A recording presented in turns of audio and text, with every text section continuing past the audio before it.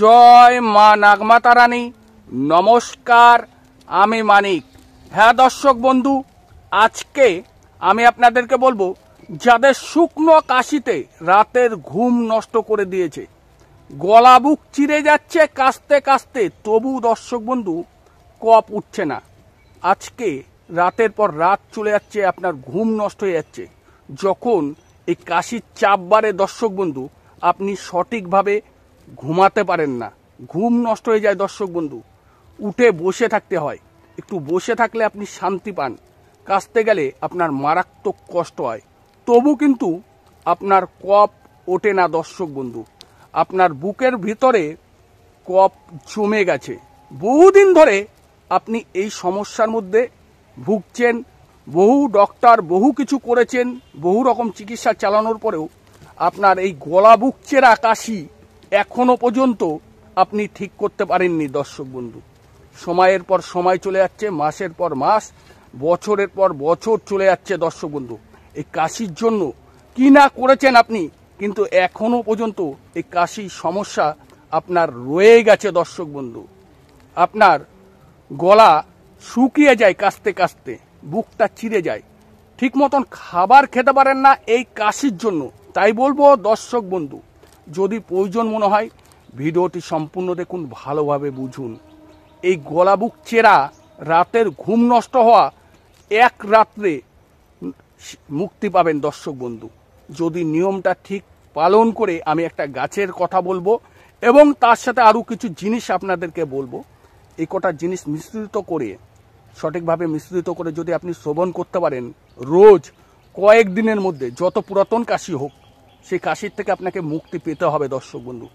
চলুন তাহলে, বেশি কথা বলবো না দর্শক বন্ধু, আমি আপনাদেরকে দেখাবো যে কি গাছ এবং তার সাথে কি কি জিনিস মিশ্রিত করে সঠিক নিয়মে শ্রবণ করলে সেই পুরাতন কাশির থেকে মুক্তি পাওয়া যায়। যে গলা বুক চেরার থেকে আপনি কষ্ট পাচ্ছিলেন, সেই কষ্ট চিন্তাকে দূরে রাখা যায়, সেই বিষয় বলবো।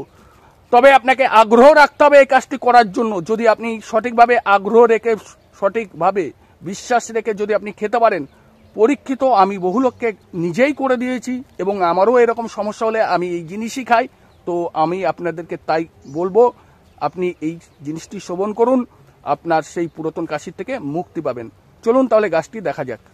হ্যাঁ দর্শক বন্ধু, আপনি ভিডিওর স্ক্রিনে যে গাছটি দেখতে পাচ্ছেন, এই গাছটির নাম হলো, আমার আঞ্চলিক ভাষায় তিত বেগুন, আপনার আঞ্চলিক ভাষায় অন্য কোনো নাম থাকতেই পারে।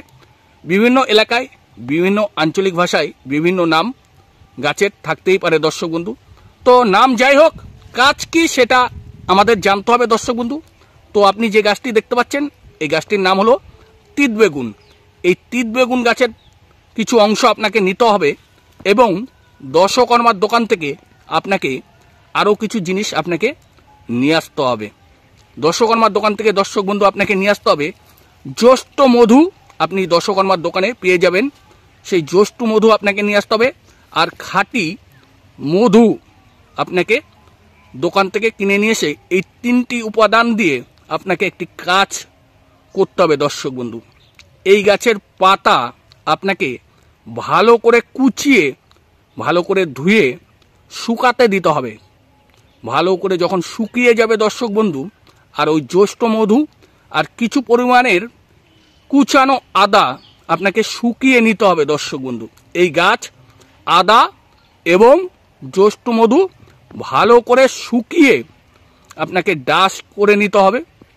ডাস্ট হয়ে গেলে দর্শক বন্ধু, প্রত্যেকদিন সকাল আর রাত্রি 1 চামচ করে গরম জলের সাথে গুলিয়ে 1 চামচ মধুর সাথে মিশ্রিত করে যদি আপনি কিছুদিন সেবন করতে পারেন, তাহলে অনেক দিনের যে কাশি, পুরাতন গলা বুক চিরে যাওয়া, এর থেকে আপনি মুক্তি পাবেন।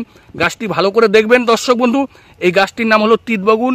বনে জঙ্গলে অবশ্যই এই গাছটি পেয়ে যাবেন।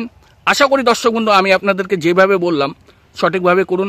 আর যদি আমার চ্যানেল ভালো লাগে দর্শক বন্ধু, আমার এই চ্যানেলে বিভিন্ন রকমের সমস্যা সমাধানের ভিডিও পাবেন। অবশ্যই চ্যানেলটিকে সাবস্ক্রাইব করে নেবেন। আর আপনারা সবাই ভালো থাকবেন। মা নাগমাতা রানী আপনাদের সর্বোচ্চ পূরণ করুক। আর আপনারা সদা সর্বদা রাধে রাধে চ্যানেলে জুড়ে থাকুন।